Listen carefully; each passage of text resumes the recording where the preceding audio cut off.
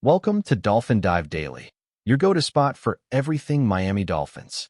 If you bleed aqua and orange, hit that subscribe button and join the pod.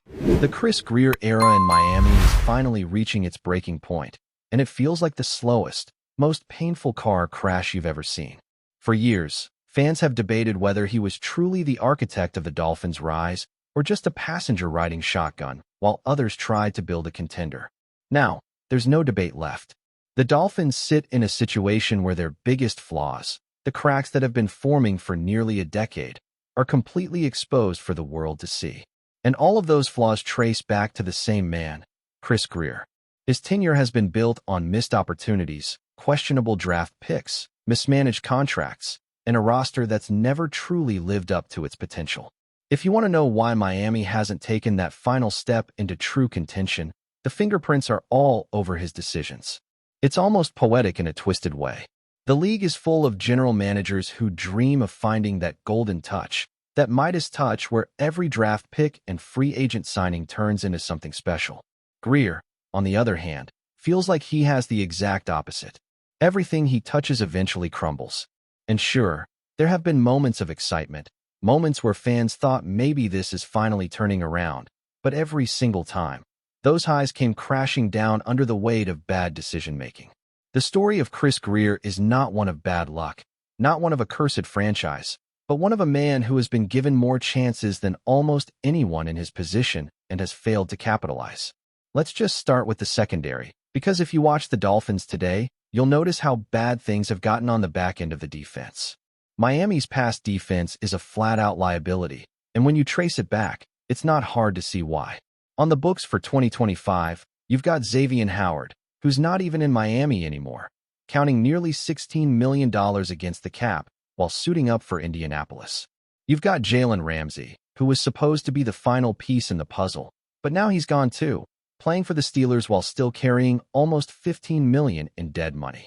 Then there's Cam Smith, a second-round pick who was supposed to be the next great corner, but instead has been nothing short of a bust, buried on the NFI list, and not even contributing. And let's not forget Noah Igbinoghene, a first-round pick who was shipped off years ago because he never lived up to expectations. When you stack all of that together, it's no wonder the Dolphins are stuck with one of the worst secondaries in the league. That isn't bad luck, that isn't fate, that is just plain bad management. The same story can be told about the offensive line. For years, fans and media alike have said Miami refuses to invest in protecting the quarterback. But that's not even accurate. They do invest. The problem is, Chris Grier doesn't know how to invest wisely. Look at the names. Austin Jackson, a first-round pick who took years just to look competent. Patrick Paul, another high pick. Jonas Savaiania, a second-rounder Miami traded up to get. Liam Eichenberg, another trade-up in the second round. Robert Hunt, another second-rounder. And even a massive free agent splash in Terron Armstead. That's not ignoring the offensive line. That's throwing resources at it in the wrong way, hoping something sticks. And when someone finally did prove reliable, Robert Hunt, it was Grier who let him walk rather than paying to keep the consistency. Instead, he doubled down on Austin Jackson after just one good year. That's a pattern. That's not about money or luck. It's about making the wrong calls at the wrong time. And don't even get me started on the Laramie Tunsil trade. Drafting Tunsil was a great move, no doubt. But flipping him? That's where the cracks started to show. Houston won that deal, no question. Miami could have sat at the third overall pick and grabbed Ja'Marr Chase, a franchise-altering talent who is now thriving elsewhere. Instead, they played the trade-down, trade-up game and settled for Jalen Waddle. Waddle's a nice player, don't get me wrong, but he isn't Chase. That's the difference between building a contender and settling for being good but not great. Grier always seems to choose the latter. Beyond the big headline moves, it's the accumulation of smaller, consistent failures that really define his tenure. Letting Andrew Van Ginkel walk was a head-scratcher. Failing to re-sign Christian Wilkins early, letting his price tag skyrocket until it was out of reach, was classic Grier. The Darren Waller trade? The Odell Beckham Jr. signing? Both unnecessary moves that screamed desperation. The quarterback room has been neglected for years, with no serious plan for a capable backup. And forcing Mike McDaniel to keep Josh Boyer as defensive coordinator in his first season was like tying one hand behind the coach's back. These aren't isolated mistakes. They're part of a long-running theme of mismanagement. Then there's the elephant in the room, the quarterbacks. I don't even want to touch the whole Tua Tagovailoa over Justin Herbert debate, because that conversation has been beaten to death. But you can't ignore it. Passing on Herbert, and even guys like Jordan Love or Jalen Hurts, has shaped this franchise in ways that will linger for years. And when you look back, it's not just that Grier picked Tua. It's that he didn't create the right environment around him, didn't build the right line, didn't secure the right depth, and now Tua's development has always been tied to questions that never seem to go away. That's the legacy of this regime. And let's not forget the coaching carousel. Hiring Brian Flores when the organizational plan was to tank was an ill-conceived marriage from the start.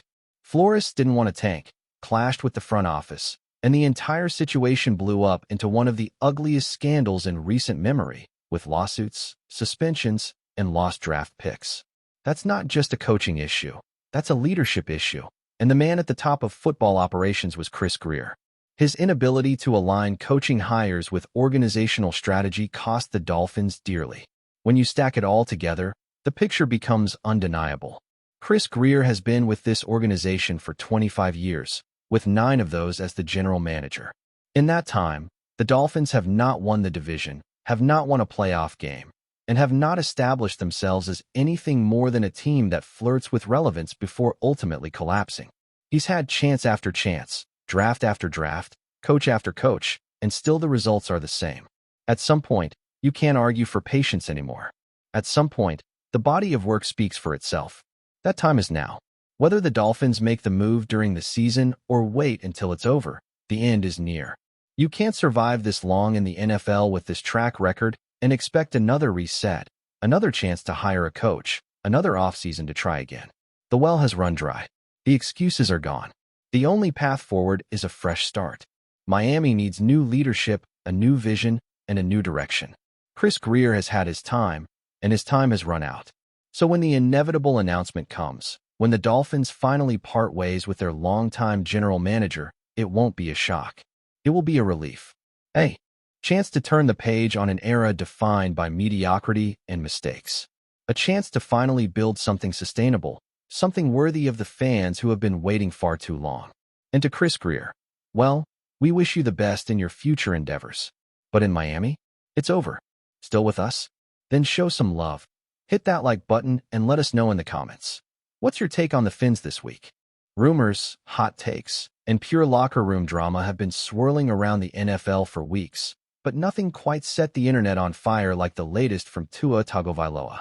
Sources close to the Miami Dolphins camp claim that the young quarterback has been quietly stewing over comments made by none other than Tyreek Hill, his own teammate, and the dynamic wide receiver who's been both a boon and, apparently, a source of tension for Miami. According to insiders who asked to remain anonymous, because, of course, this is the kind of thing that can ruin team chemistry if it leaks publicly, the simmering frustration finally boiled over in a practice session that insiders are now calling unprecedented. Tua, known for his calm and methodical approach on the field, reportedly let out a string of words directed at Hill that could have been heard by anyone within earshot. "She could be my sister," he allegedly said, a comment that has since exploded on social media and NFL forums alike. What exactly sparked this level of intensity from a quarterback who's generally seen as composed? The rumors point to a mix of miscommunications during games, perceived slights in locker room dynamics, and what some are calling a clash of personalities that could redefine the Dolphins' internal narrative moving forward. It's almost impossible not to frame this as a story of tension between two stars in a high-stakes environment. Tyreek Hill, with his speed, swagger, and larger-than-life persona, has always been a player who thrives under attention, both on and off the field. Tua, on the other hand, has often been the quiet strategist, the thinker who analyzes defenses and runs precise plays with surgical accuracy. When you put two personalities like this in the same huddle, sparks are bound to fly. But what makes this situation particularly spicy, and why it's captured the imagination of NFL fans, is the sheer audacity of Tua's alleged words. To say that someone could be my sister in a public, emotionally charged moment is not just a personal boundary. It's a subtle jab that invites all sorts of speculation. Was this about respect? Was it about frustration at being misread on the field? Or was it simply a heat-of-the-moment remark that has now taken on a life of its own, amplified by fans and media hungry for any sign of locker room drama in Miami? Every sports analyst and commentator is now dissecting the situation, creating a feedback loop of speculation and rumor that has yet to settle. The story seems to have roots in the very essence of team dynamics. According to whispers from insiders, Tua has been increasingly protective of his personal life and professional boundaries, a trait that is often masked by his seemingly calm demeanor. It's been suggested that Hill's outgoing nature and tendency to command attention may have rubbed Tua the wrong way over time, with small incidents, missed handoffs, late reads, miscommunications during practice, compounding into a larger narrative of tension. What started as minor friction is now being framed as a near-explosive clash of egos and expectations. And in today's NFL, where cameras and microphones capture even the smallest interactions, a single moment of frustration can spiral into a story that dominates sports news cycles for weeks. Fans have already begun dissecting Instagram posts, cryptic Twitter remarks, and even game footage to find any hint of body language or side-eye that might corroborate the rumored confrontation. Adding fuel to the fire, some commentators are pointing out that Tua's comment is emblematic of a larger trend in sports, where the lines between professional and personal relationships are constantly being tested. The idea that a quarterback might feel the need to make such a pointed statement to a teammate reflects not just a momentary irritation, but a broader issue of team chemistry in a league where stars are often traded, scrutinized, and put under intense pressure. The Dolphins, despite a promising season and a roster full of talent, have reportedly been navigating a delicate balance between nurturing star players and maintaining cohesion across the locker room. The alleged Tua Hill moment has thrust this tension into the spotlight, forcing coaches, management, and fans to reconsider how personality clashes and interpersonal boundaries can impact on-field performance. Analysts have speculated endlessly. Will this incident motivate Tua to assert himself more as a leader? Will Hill respond in kind, perhaps doubling down on his own dynamic style? Or will the two find a way to channel this friction into chemistry that propels the Dolphins to greater heights? The possibilities are endless, and the intrigue only grows with each passing day. Social media has, unsurprisingly, exploded with reactions ranging from outrage to sheer amusement. Memes portraying Tua as the protective big brother figure have gone viral, while gifs of Hill's electrifying plays are now being recontextualized as possible triggers of the quarterback's frustration.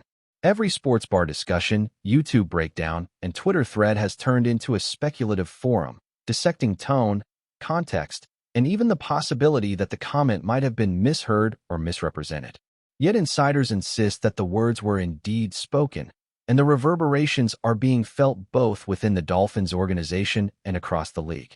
Rival teams are reportedly monitoring the situation closely, seeing the potential advantage in a team whose internal dynamics may be, if only temporarily, unsettled.